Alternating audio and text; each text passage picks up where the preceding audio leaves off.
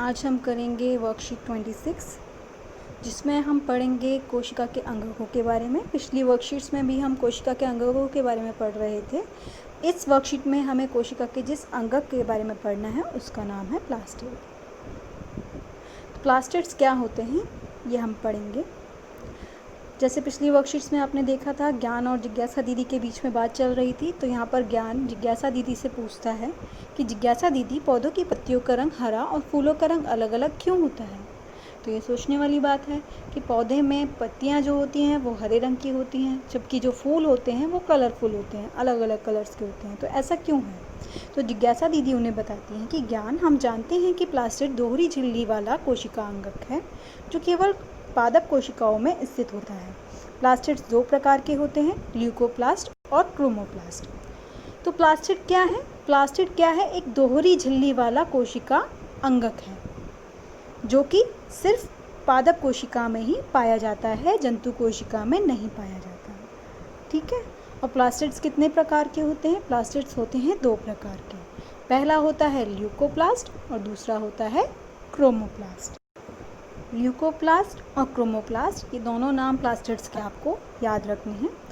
तो हम सबसे पहले पढ़ेंगे ल्यूकोप्लास्ट के बारे में। ल्यूकोप्लास्ट क्या है?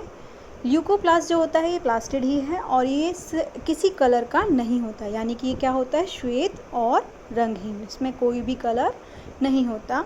यह अंगक पादप कोशिका में खाद्य पदार्थों, प्रोटीन, स्टार्च, तेल का भंडारण करता है। तो ये क्या है? इसका कार्य है। तो ल्यूकोप्लास्ट एक ऐसा प्लास्टिड है जिसमें कोई कलर नहीं होता, ये श्वेत होता है, रंगहीन होता है। और इसका काम क्या है? इसका काम है प्रोटीन, स्टार्च और तेल जो कि खाद्य पदार्थ होते हैं पौधे के, उनका भंडारण करना, यानी कि उनको अपने अंदर स्टोर करना। इसके बाद आता है क्रोमोप्लास्ट। क्रोमो का मतलब ही होता है बच्चों कलर। तो यानी कि जो प्लास्टिड जिसमें क्या होता है? कलर होता है, अलग अलग रंग होते हैं, वो कहलाता है क्रोमोप्लास्ट। इस प्लास्टिड में विभिन्न रंग के वर्णक जैसे कि पीले, नारंगी और लाल इत्यादि होते हैं जो पादपों में फूल और फलों को विभिन्न रंग प्रदान करते हैं।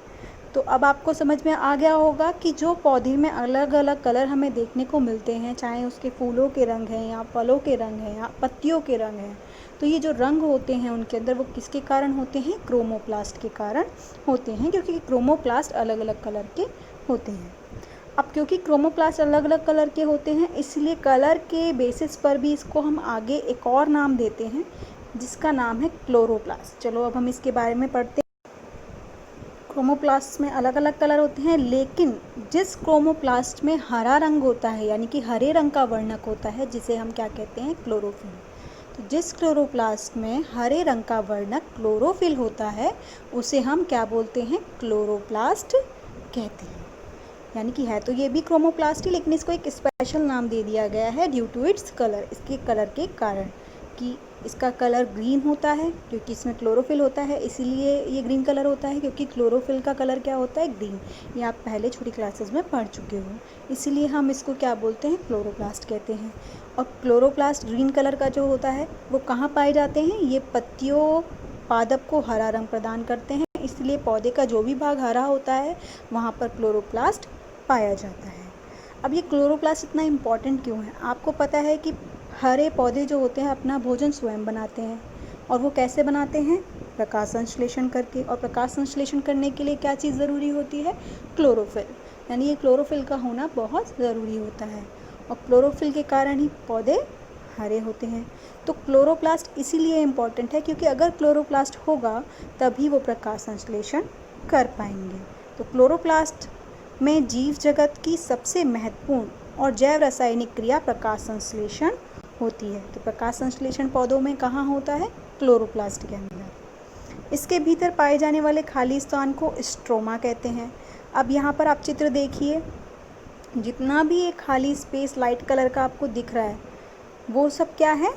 स्ट्रोमा है। ठीक है, जो कि एक लिक्विड से भरा हुआ होता है। इस लिक्विड को, यानी कि तरल पदार्थ को हम क्या बोलते हैं? यहाँ पर पढ़ते हैं, इसमें भीतर पाए जाने वाले खाली स्थान को स्ट्रोमा कहते हैं, जो एक तरल पदार्थ मैट्रिक्स से भरा रहता है। ठीक है, तो ये जो लिक्विड यहाँ पर भरा हुआ है, तरल पदार्थ जो यहाँ पर भरा हुआ है, उसको हम बोलते हैं मैट्रिक्स, जिसमें बहुत सी झिल्ली वाली परतें होती हैं जिन्हें थाइलेकॉइड कहते हैं। अब आप यहाँ पर चित्र में देख रहे हैं कुछ झिल्ली वाली परतें हैं। ये झिल्ली वाली परतें जो यहाँ पे दिखाई गई हैं, ये क्या है? थाइलेकॉइड। माइटोकॉन्ड्रिया की तरह प्लास्टिड में भी अपना डीएनए तथा राइबोसोम होते हैं। तो आप माइटोकॉन्ड्रिया के बारे में पहले ही पढ़ चुके हो। माइटोकॉन्ड्रिया भी एक कोशिका अंगक था जिसमें अपना डीएनए और राइबोसोम था, जो कि कोशिका का बिजली घर कहलाता है, क्योंकि वो एटीपी की फॉर्म में ऊर्जा स्टोर करता है। तो आपको याद आया होगा माइटोकॉन्ड्रिया के बारे में। तो माइटोकॉन्ड्रिया के पास अपना डीएनए और राइबोसोम होता है। अब जो हम प्लास्टिड्स पढ़ रहे हैं, इन प्लास्टिड्स के पास भी अपना डीएनए और राइबोसोम होता है। अब इस चित्र में देखिए, ये जो यहाँ पर डायग्राम दिखाया गया है, ये क्या है? डीएनए, ठीक है। और ये जो छोटे छोटे डॉट्स दिखाए गए हैं, ये छोटे छोटे डॉट्स क्या हैं? ये छोटे छोटे डॉट्स हैं इनके राइबोसोम। यहाँ पर दिखाए गए हैं ये राइबोसोम। अब आगे ज्ञान दीदी से पूछता है कि दीदी प्रकाश संश्लेषण क्रिया क्या होती है? तो जिज्ञासा दीदी उन्हें आंसर करती हैं, ज्ञान पौधे में होने वाली प्रकाश संश्लेषण की क्रिया सभी जीवों के लिए एक बहुत ही महत्वपूर्ण क्रिया है। यह क्रिया पादप कोशिका के क्लोरोप्लास्ट में क्लोरोफिल वर्णक की वजह से ही संभव होती है। इस क्रिया में हरे पौधे सूर्य के प्रकाश की उपस्थिति में वायु से कार्बन डाइऑक्साइड तथा भूमि से जल लेकर कार्बनिक खाद्य पदार्थों जैसे कार्बोहाइड्रेट्स, ग्लूकोज का निर्माण करते हैं तथा ऑक्सीजन गैस बाहर निकालते हैं। तो प्रकाश संश्लेषण के बारे में बच्चों आप पहले भी पढ़ चुके हो कि प्रकाश संश्लेषण क्या है। प्रकाश संश्लेषण एक ऐसी क्रिया है जिससे पौधे अपना भोजन बनाते हैं। अब पौधे भोजन बनाने के लिए प्रकाश संश्लेषण में किस किस का इस्तेमाल करते हैं? वो कार्बन डाइऑक्साइड लेते हैं वातावरण से, जल लेते हैं ज़मीन से, और सूरज की प्रकाश की उपस्थिति में क्लोरोफिल के द्वारा, यानी कि क्लोरोफिल होना बहुत ज़रूरी है, क्लोरोफिल के द्वारा इन सब का इस्तेमाल करके क्या बनाते हैं? ग्लूकोज बनाते हैं। ये ग्लूकोज है, और ऑक्सीजन गैस निकालते हैं और साथ में जल का निर्माण भी करते हैं। तो ये होती है प्रकाश संश्लेषण क्रिया, ठीक है। अब क्वेश्चंस पर आते हैं। प्रकाश संश्लेषण के लिए आवश्यक कोशिका अंगक कौन सा है? तो यहाँ पर हम किसके बारे में पढ़ रहे हैं? प्लास्टिड्स के बारे में पढ़ रहे हैं। तो प्लास्टिड्स, बट आपको पता है कि एक स्पेशल प्रकार का प्लास्टिड होता है जो प्रकाश संश्लेषण का काम करता है। वो स्पेशल प्रकार का प्लास्टिड है क्या? वो है क्लोरोप्लास्ट। तो इसका आंसर जो पर्टिकुलर होगा वो क्लोरोप्लास्ट होगा, ठीक है। प्लास्टिड के विभिन्न प्रकार तथा उनके कार्य लिखिए। तो प्लास्टिड के कितने प्रकार होते हैं यहाँ पर हम ऑलरेडी पढ़ चुके हैं। प्लास्टिड के 2 प्रकार होते हैं, ल्यूकोप्लास्ट और क्रोमोप्लास्ट। हमसे उनके कार्य भी पूछे गए हैं। तो हम ल्यूकोप्लास्ट का कार्य लिखेंगे कि यह अंगक पादप कोशिका में खाद्य पदार्थ जैसे कि प्रोटीन, स्टार्च और तेल का भंडारण करता है। क्रोमोप्लास्ट क्या करता है? ये इसका काम है कि विभिन्न वर्णक होते हैं इसमें, और ये पौधे में फूल और रंगों को विभिन्न रंग प्रदान करता है।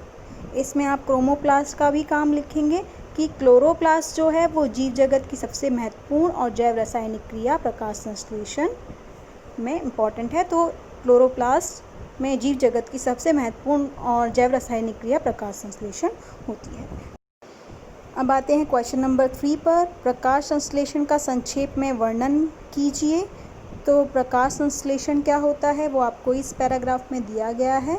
पौधे में होने वाली प्रकाश संश्लेषण की क्रिया सभी जीवों के लिए एक बहुत ही महत्वपूर्ण क्रिया है। यह क्रिया पादप कोशिका के क्लोरोप्लास्ट में क्लोरोफिल वर्णक की वजह से संभव होती है। इस क्रिया में पौधे सूर्य के प्रकाश की उपस्थिति में वायु से कार्बन डाइऑक्साइड तथा भूमि से जल लेकर कार्बनिक खाद्य पदार्थों जैसे कि कार्बोहाइड्रेट का निर्माण करते हैं तथा ऑक्सीजन गैस बाहर निकालते हैं। ये रिएक्शन आपको याद कर लेनी है। ये प्रकाश संश्लेषण की रिएक्शन है, अभिक्रिया है, ये इंपॉर्टेंट है। अब लास्ट क्वेश्चन पर आते हैं। क्लोरोफिल किस प्लास्टिड में होता है और कौन सी 2 कोशिकांगों में अपना डीएनए होता है? तो क्लोरोफिल किस प्लास्टिड में होता है यहाँ पर हम पढ़ चुके हैं कि जिस क्रोमोप्लास्ट में हमें हरे रंग का वर्णक यानी कि क्लोरोफिल होता है उसे क्लोरोप्लास्ट कहते हैं। तो क्लोरोप्लास्ट के अंदर ही क्लोरोफिल होता है। कौन सी 2 कोशिकांगों में अपना डीएनए होता है? तो हम माइटोकॉन्ड्रिया के बारे में पहले पढ़ चुके हैं कि एक तो माइटोकॉन्ड्रिया और दूसरा प्लास्टिड्स। तो माइटोकॉन्ड्रिया में और प्लास्टिड्स में, इन दोनों में अपना डीएनए होता है। तो बच्चों ये थी आपकी वर्कशीट 26। अब आपको ये कंप्लीट करके जल्दी से जल्दी आंसर साइंस के होमवर्क वाली ग्रुप पर सेंड करने हैं।